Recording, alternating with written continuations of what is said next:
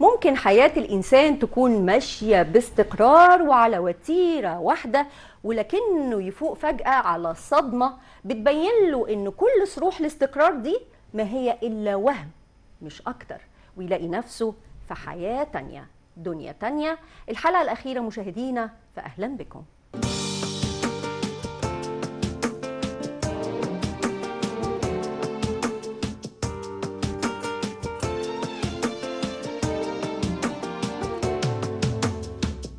عام 2022 تم عرض هذه الدراما الاجتماعية دنيا تانية، وكان التأليف والإشراف على الكتابة لأمين جمال، أما السيناريو والحوار فلعمرو مؤمن، والإخراج لأحمد عبد العال، أما سكريبت الحركة فكان لشادي مهران.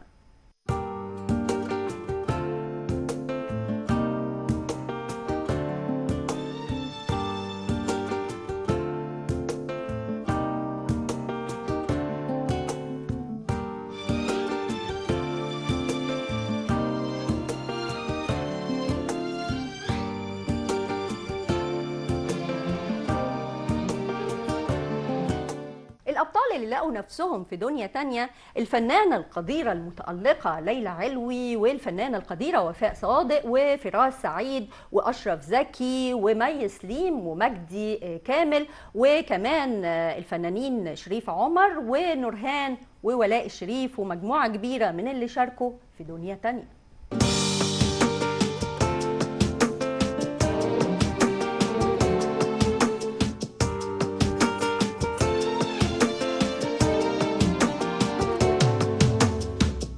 دنيا تانية هي دنيا سالم، واللي بتتعرض للعديد من الصدمات بعد ما كانت حياتها في منتهى الاستقرار والسعادة. بيتعرض ابنها للغرق، وابنها التاني لصدمة فقد أخوه، فبيفقد النطق. وأقوى وأكبر كمان صدماتها في من تثق فيه، وهو زوجها اللي بيخونها مع أختها، وصولا مشاهدينا بالأحداث للحلقة الأخيرة. سالم ترابل اللي بيدير حسام البنداري اللي كان ده هو طليقي، انت تعرفه؟ لا. انا اللي مش لاقي المبرر اللي انت بتعمله ده. بتسرق الفارس. الموضوع ده غصب عني. يعني ايه غصب عني؟ فهمني. ساعات بيجيلي حالة كده ما بعرفش اتحكم فيها، هي اللي بتخليني اعمل كده. انت في محكمة وانا القاضي اللي هيحكم عليك، والمفروض تبرأ نفسك قدامي، والا هلبك حتة حكم هيزعلك.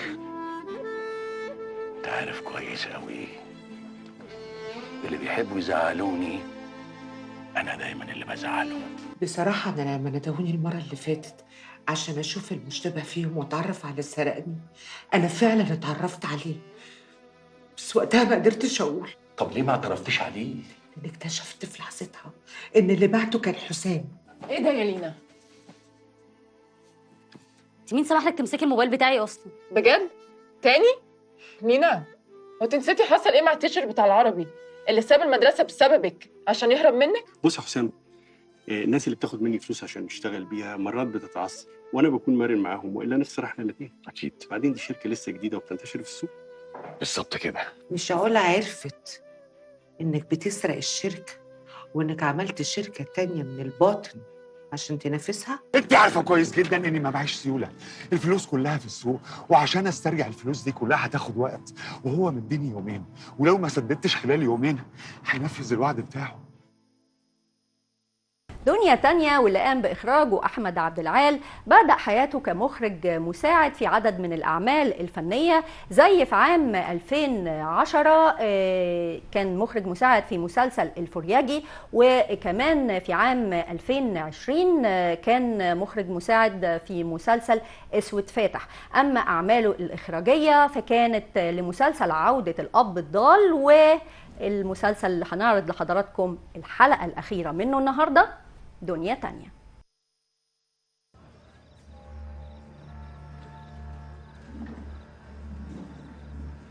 يلا بينا، خفي نفسك شوية.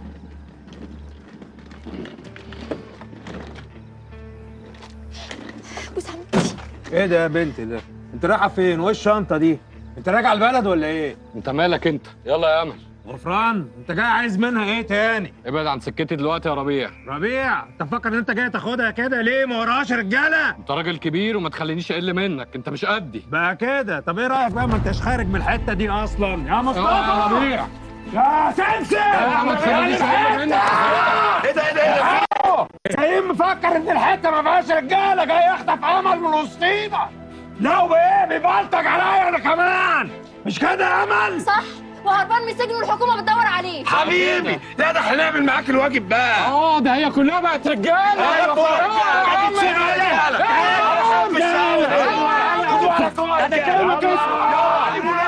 يلا يا امل، يلا يا بنتي، يلا. فلوسك يا اسم. من ايد ما نعدمهاش يا باشا، من ايد ما نعدمهاش. بسم الله ما شاء الله، بسم الله ما شاء الله. في حاجه؟ عندي سؤال يا باشا واقف في زوري. انت ناوي تعمل ايه مع اللي اسمه بدر؟ ما يخصكش. اصلك لو ناوي تخلص منه سيب لي انا الطلعه دي. واضح انك بتعزه قوي. الا بعزه يا باشا، ده بدر ده ساكن جوه قلبي وممدد. لا طبعا مستحيل، اكيد في حاجه غلط. لا انا برضو بصراحه مش مصدقه، بس معقوله لو هي مظلومه كل الناس دي هتتبلى عليها كده؟ انا الموضوع ده عامل لي ديستورشن بجد. مش يمكن تكون فعلا. لا طبعا، مش دنيا عمرها ما تعمل حاجه كده. اكيد في حد متغاظ منها وعايز يضايقها. مالك يا فارس ساكت كده ليه؟ ما تقول حاجه يا ابني.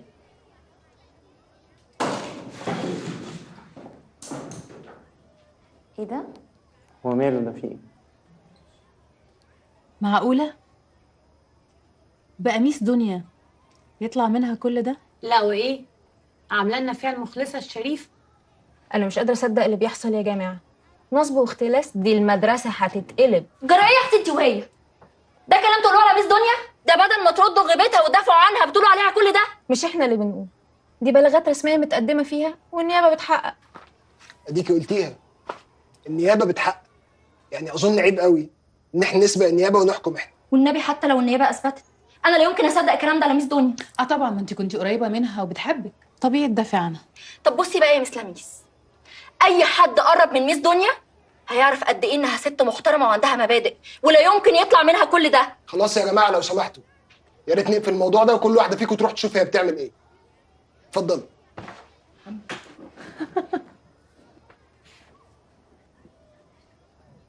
انت اللي حبستها مش كده؟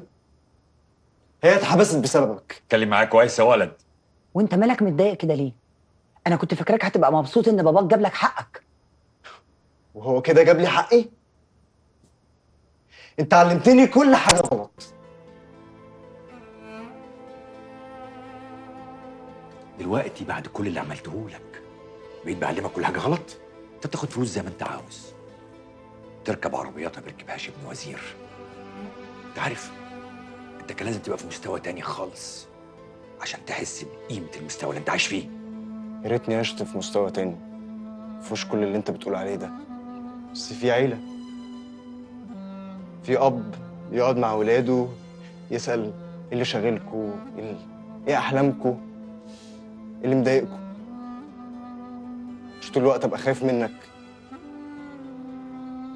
وام تحافظ على اولادها وتسمعهم، مش طول النهار والليل بره في النادي وعند الكوافير وفي اعياد ميلاد صحابها اللي ما بتخلصش. انا مش عايز فلوسكم دي تاني. انا مش عايز منكم حاجه تاني اصلا. أنا عايزة أعرف أنت زعلانة ليه دلوقتي؟ صعبان عليا يا ميس دنيا يا عمتي، كل المصايب محطوطه فوق دماغها، وهي يا حبيبتي ما تستاهلش كل ده. يا حبيبتي ست دنيا دي قدها وقدود، وإن شاء الله ربنا هينصرها، بس أنت جدعة يا بنتي يا أمل إنك سبتيها لهم مخدرة. ليه هو انت عايزين اقعد دقيقه واحده وهي مش موجوده؟ طب ده حتى عيب، ده هي اللي مشغلاني في المدرسه يا عمتي. طب واللي اسمه وليد ده مشي بردك ولا فضل قاعد؟ لا قدم استقالته هو كمان. يا اختي يعني طلع عنده حبه من الاحمر دلوقتي. امال كانوا فين دول لما جيت اقدم واهله مش موافقين؟ خلاص بقى يا عمتي، والنبي تقفلي الموضوع ده خالص، انا مش عايزه افتحه تاني. هتقطع تقطعه وتقطع سيرته. طب امال ليه بطلت وبتاع ومش راجع تاني؟ بقول لك بلاش فصلان. اقول لك قوم روح. اروح؟ ماشي.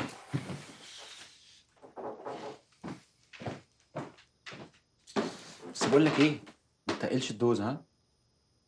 يلا سلام.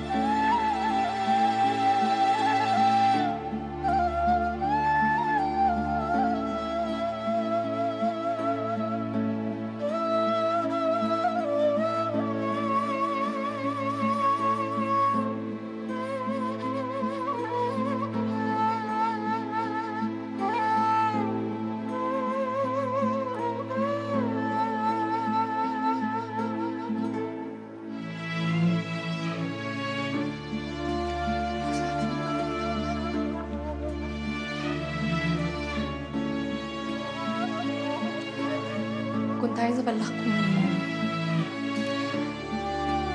شادي زميلكم بقاء لله.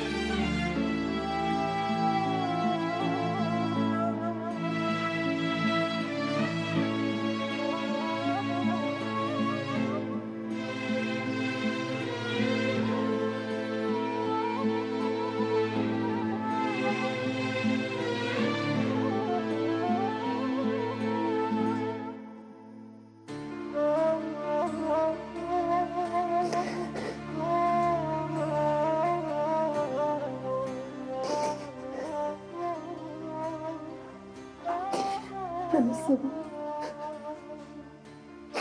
أنا السبب، أنا السبب.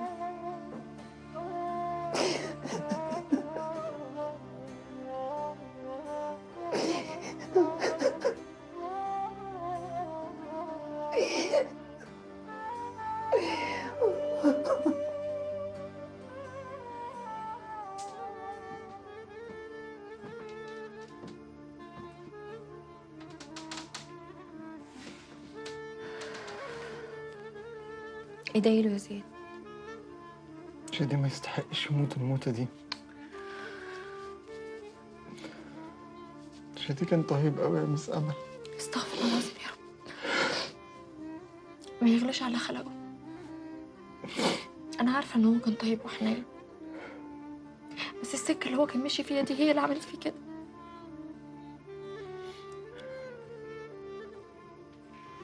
أنت كنت بتشرب معاه الهباب ده؟ كنت. بس بطلت والله. جربت معاه في الأول ووقفت وما رجعتش تاني. محبتش أخش في السكة دي. كان زماني مكانه. بعد الشر عليك. الحمد لله الحمد لله ان انت بطلت.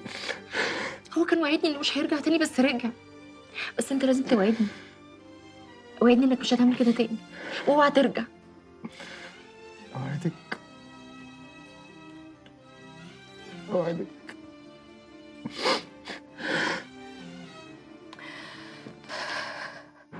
الله يرحمه. وزياد دلوقتي عامل ايه؟ تعبان قوي، قافل على نفسه اوضته على طول، ما بيطلعش منها. وسليم كمان. بصراحة الموضوع صعب قوي وانا حاسة اني قصرت. لا طبعا. وانت كنت هتقدري تعملي ايه؟ استاذه ما تحمليش نفسك اكتر من طاقتها. وبعدين ما تخليش حزنك ينسيكي فرحه براءتك اللي ظهرت والراجل اللي اتقبض عليه اللي هو نصب باسم شركتك. الحمد لله. بس انا مستغربة ان هو مش عايز يعترف مين اللي وراه. ممكن يكون خايف او قابض كويس. بس انا كمان قلقانة، حاسة ان في حد عاوز يأذيني ومش عارفة هو مين. بصراحه كده انا شاكك في حد ومتاكد بنسبه كبيره انه ممكن يكون هو. مين؟ رفعت ابو شادي. معقولة؟ ايوه. المحامي بتاعه معرفه قديمه والالعاب دي بتاعته انا عارفها كويس قوي. يا ساتر يا رب. معقولة يبقى هو؟ مش قادرة اصدق. ربنا يكون في عونه بقى. محدش يتمنى يكون مكانه. المهم انت لازم تركزي دلوقتي علشان ترجعي سمعه الشركه بتاعتك. والحمد لله انت دلوقتي براءه رسمي من تهمه النصب وتقدري تعلني ده وتبرئي ذمه الشركه بتاعتك. الحمد لله يا رب. انا كنت تعبانة قوي. اخيرا هقدر ارجع المدرسة وارفع راسي قدام وسط كل الناس. ايه ده يا استاذه؟ صلي على حبيب قلبك يطيب. عليه الصلاة والسلام. انت ما شاء الله عليكي. انت اللي طويتي ناصر دويش تحت جناحاتك. ده انا ما اقدرش اعمل كده. بصراحه كده انا ابتديت اخاف منك. ربك كريم. الحمد لله. الحمد لله. ايه اللي جابك تاني يا نورة؟ جيت اتكلم معاك. جيت اجرب، يمكن ينفع نبتدي صفحة جديدة. انت ما بقالكش حد خالص وانا زيك. يمكن ينفع نرجع لبعض ونربي ابننا. الله، كلام حلو قوي. قولي لي بقى، الكلمتين دول بجد ولا بتخططي لعبة من ألاعيبك تاني؟ انت اللي ابتديت وانا رديتها لك، يبقى خالصين. أنا ابتديت بإيه؟ أنا عملت إيه خليكي تروحي تحطي إيدك في إيد ناصر وتعرضي ولادي للخطر؟ ولادي اللي انتي مربياهم بإيدك وجاية دلوقتي تدوسي عليهم عشان مصلحتك. عشان كده بقول لك ننسى، وانا كمان هنسى. هنسى انك اخدت فلوسي كلها وشقى عمري. نورة، للمرة الأخيرة هقولها لك، اتفضلي اطلعي بره. أنا مش عايز أشوف وشك تاني. مفهوم؟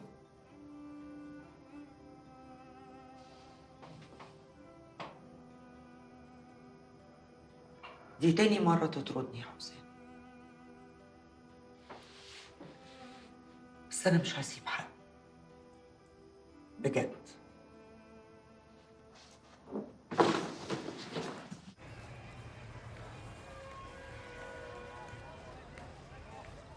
تسلم ايدك يا ست اصيله. تسلم وتعيش يا اخويا. تسلمي. والله الحقيقه يعني انا حاسس ان انا عايش في وسط اهلي وناسي. حاسس وسطكم كده بالراحه، ما حسيتهاش وانا عايش في افخر الاماكن. ده حتى طبق الفول عندك ما تافورش. اوعى تقول لي ان طبق الفول احسن عندك من كيلو كباب. والله العظيم احسن من اي حاجه في الدنيا. تسلم ايدك يا ست اصيله والله. الهي يبارك لك يا سي بدر. طب اسيبكم انا بقى عشان استاذ مصطفى ما يستعوقنيش. تعالي يا ايه يا حبيبي؟ خلي الفلوس دي معاك. فلوس ايه دي يا زكي؟ انا بصراحه كنت بشتغل مع استاذ مصطفى وبحوش يعني، بس انا ما رضيتش اقول. شفتي؟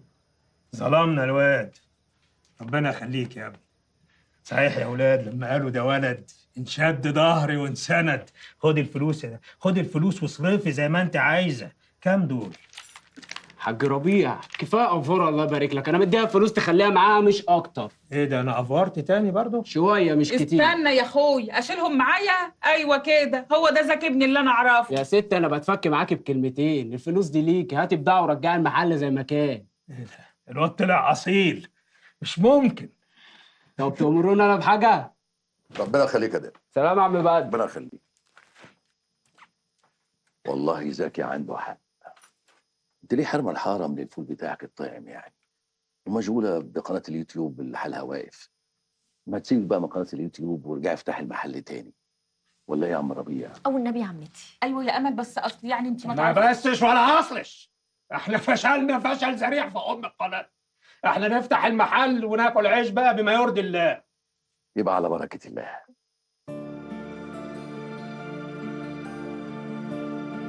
طول ما احنا عايشين بتواجهنا اختبارات. أنا حاولت الفترة اللي فاتت إني أقوم بدوري وأتحمل المسؤولية. قد إيه مسؤولية كبيرة قوي إنك تكون قدوة للي حواليك واللي بيبصوا لك علشان يتعلموا الصح من الغلط. حقيقي واجهت مشاكل كتير بس حاولت أحلها على قد ما أقدر. في النهاية ممكن نقدر نحقق الأمان ونخلق لحياتنا دنيا مختلفة، دنيا فيها الأمان والسعادة، ما نبقاش فيها خايفين من اللي حوالينا، نبقى حاسين فيها بالراحة والحب والأمان. دنيا تانية.